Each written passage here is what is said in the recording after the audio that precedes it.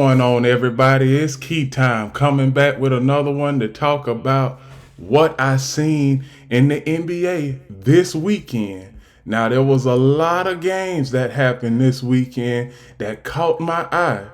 But first off, I am going to talk about the Denver Nuggets and Boston Celtics.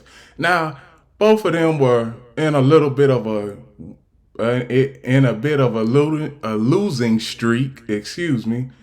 But when I seen both of them play, when I seen both of them play, I seen where a team is able in the Denver Nuggets. I seen where the Denver Nuggets are able not to just depend on 3-point making, but they can get inside and shoot efficiently and shoot twos. But the Boston Celtics, they are so 3-point oriented to where it's either if they're shooting the threes well, they win. If they don't, they lose. That is a recipe for disaster in the playoffs. So, from what I seen from the Denver Nuggets, they might be on their way back to the NBA Finals. But a lot can happen between now and then. But from what I seen, Denver, even though in the standings they are the third team, I believe Denver will be the number one seed because you always want to have home court advantage in the playoffs. Now, one thing I can say, Minnesota and the Oklahoma City Thunder, if either of those two teams get the first spot, they're gonna have a lot of pressure as far as closing teams out because they're young.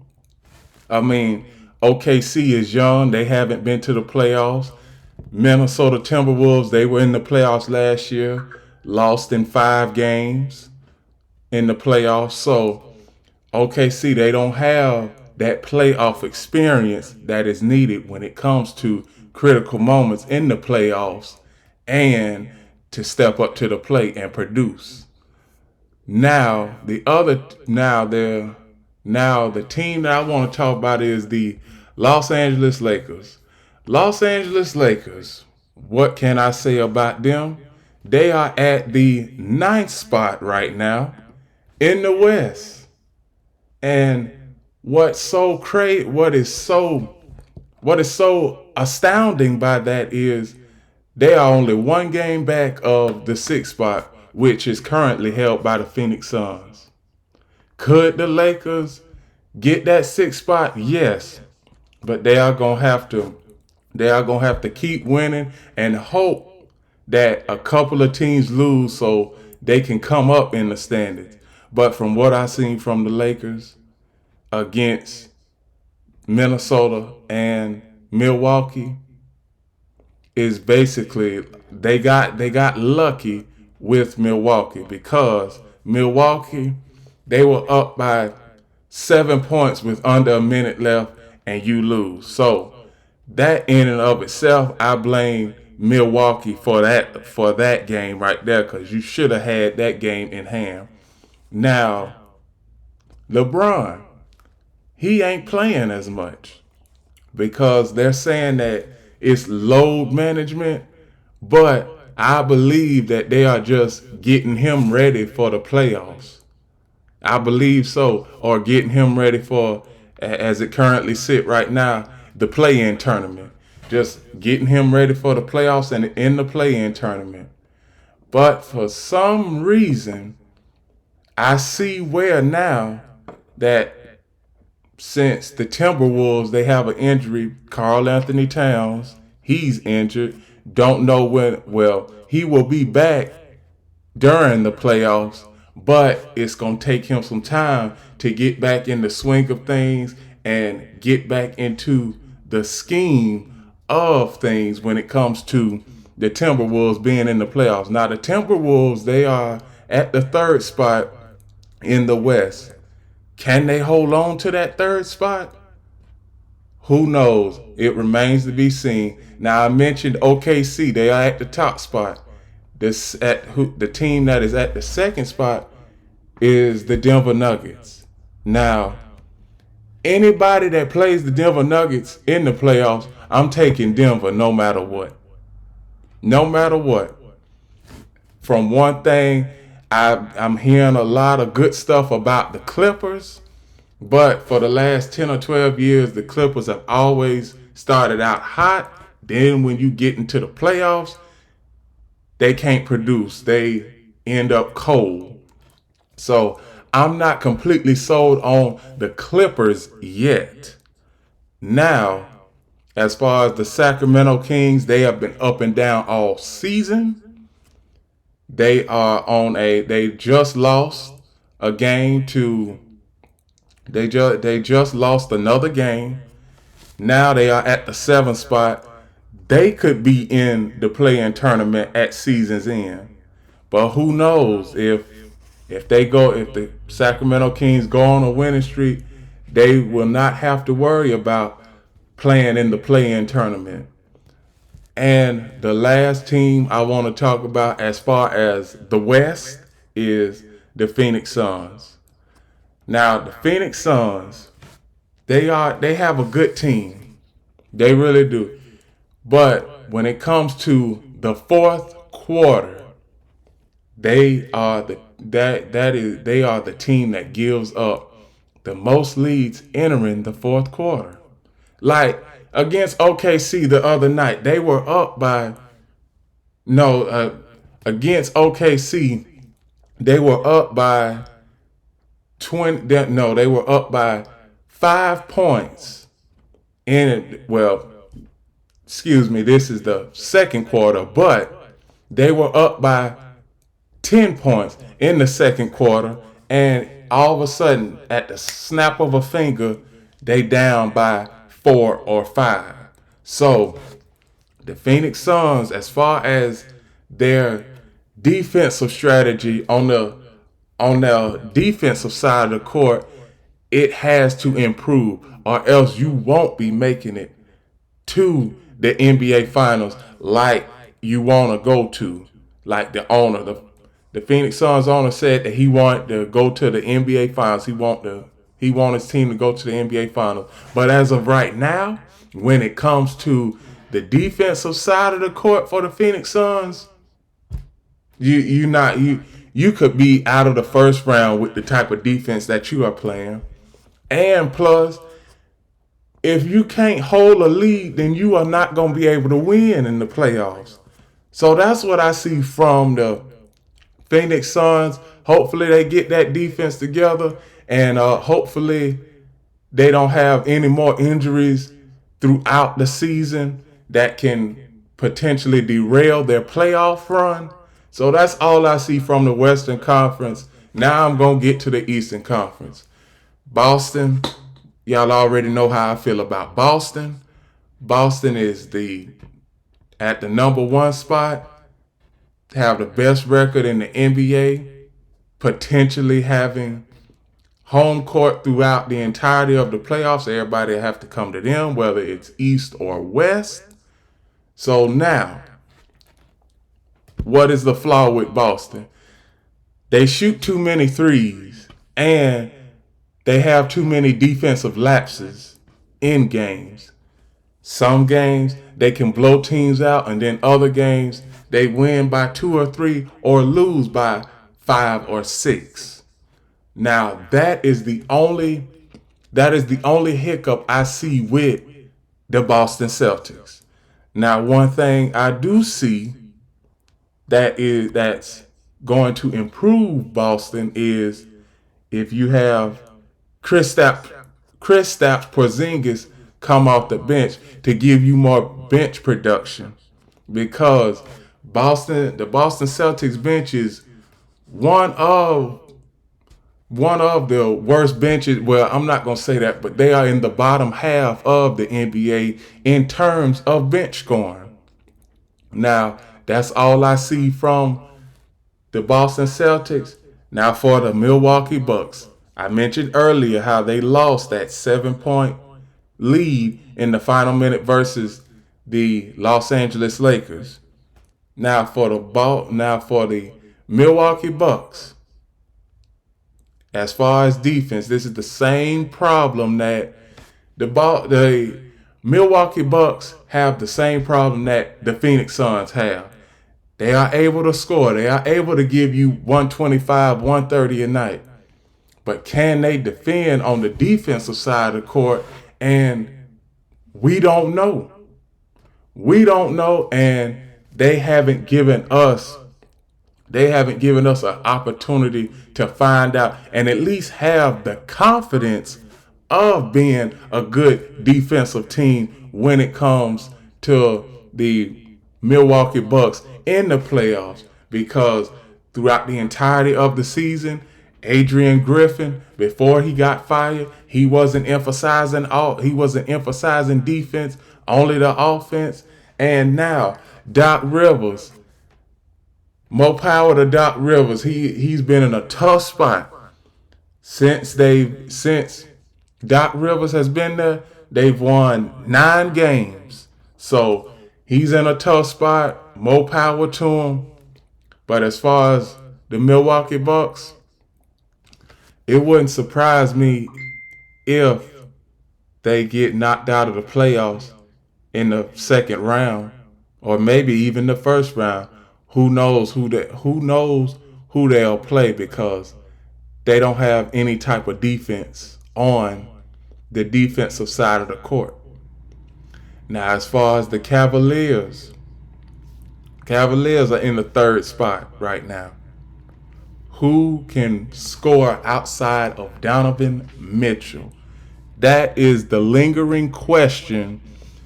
That's the question that is on everybody's mind, because Donovan Mitchell, he is going to have most of the attention in the playoffs. And you are going to have to, and if you're the Cavaliers, you are going to have somebody that can put up 20 to 25 points in those games where Donovan Mitchell, he might be off a couple games, and then the defense that the opponent could be playing on him could be too overwhelming. But as far as Donovan Mitchell, he is a unstoppable player. He is going to get his shots. He is going to get his points. But as far as outside of Donovan Mitchell, where does your scoring go? And that's the question that I am going to leave with the Cavaliers. It's a one-man show in Cleveland. Who is going to step up to the plate and deliver for the Cavaliers in the playoffs? Now, the New York Knicks, they are at the fourth spot in the East. The New York Knicks, they are just a above average team as far as I'm concerned. Yeah, they might win a playoff series here, and they might even get knocked out of the first round. But at least the New York Knicks are better than they were 4 or 5 years ago. I mean, they just stunk up the joint 4 or 5 years ago. But as of right now, still don't know if Jalen Brunson is coming back. But the New York Knicks, if they don't have Jalen Brunson in the playoffs, they'll get knocked out of the first round. Now, that's all I have for the Orlando Magic. For the New York Knicks, excuse me. The next team I want to talk about is the Orlando Magic. Now, they've been on a winning streak over the last month and a half. Like in their last 16 games, they've won 12 of them.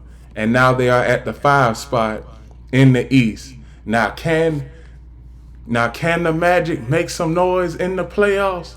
Yes, they can.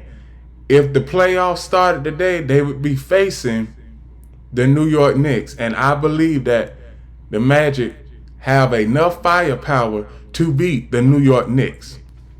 But we have a whole lot of time between now and the start of the NBA playoffs. So, first off, they both have the same exact wins and the same exact well, almost the same exact losses too. So those two teams, all odds are pointing to them playing each other in the playoffs. So that's all I see from the Orlando Magic. The Orlando Magic, they can make some noise in the playoffs. Can they and will they? It remains to be seen. Now, as far as the next four teams I'm going to talk about is the Philadelphia 76ers, Indiana Pacers, Miami Heat, and Chicago Bulls. Now, I'm going to start off with the Philadelphia 76ers. Now, we know with the Philadelphia 76ers, they go as far as Joel Embiid takes them. We don't know if Joel Embiid is going to be back in a few weeks or be back in time for the playoffs. So as of right now, the Philadelphia 76ers, if I had to predict if they would win a playoff series, I would say no, because you need your top guns. You need your top guns in the playoffs. If you don't have your key people in the playoffs, then you already behind the 8 ball. And that is, they basically, the Philadelphia 76ers have basically been treading water since Joel Embiid has been out. Can they keep this up? Maybe, maybe not. But if the playoffs start today, they would be facing either the Milwaukee Bucks or the Cleveland Cavaliers. And I think that Cleveland or the Bucks would be favored going into that series just because of Joel Embiid's absence. But there's a lot of time between now and the start of playoffs. So maybe they can increase their seeding. Maybe the 76ers, they can go up with the other people and also be able to compete with those higher teams. Now, I'm going to go on to the Pacers. Now, with the Pacers, we all know that Tyrese Halliburton is a good player. Now, can the Pacers win a playoff series?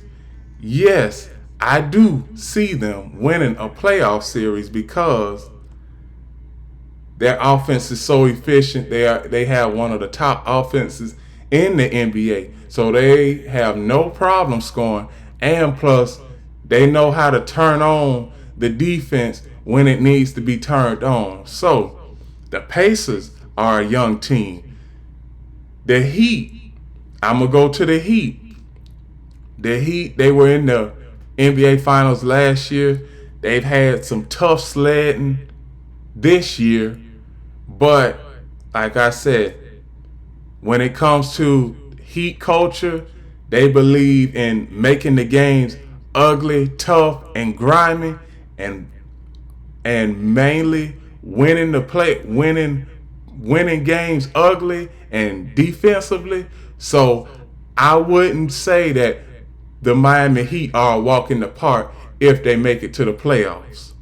Now for the last team, the Chicago Bulls, can they make a playoff push? I believe so, but I don't think they'll make the playoffs. I certainly don't, because the Chicago Bulls have one of the worst benches in the NBA, and as far as defense concerned, they have one of the worst defenses in the NBA. So now, will the Bulls be able to make the playoffs? I don't see it happening. I believe that the Bulls, even if they do make it to the playoff, make it into the play-in tournament, they will lose, because even though the next team, the Hawks, Trae Young is out, I don't think that the Hawks, they'll be able to make the play-in tournament. So one thing about the Bulls, I don't see them making the play-in tournament. The Hawks, if Trae Young comes back, maybe. But all in all, that's how the Eastern Conference is. That's how the Eastern Conference is right now.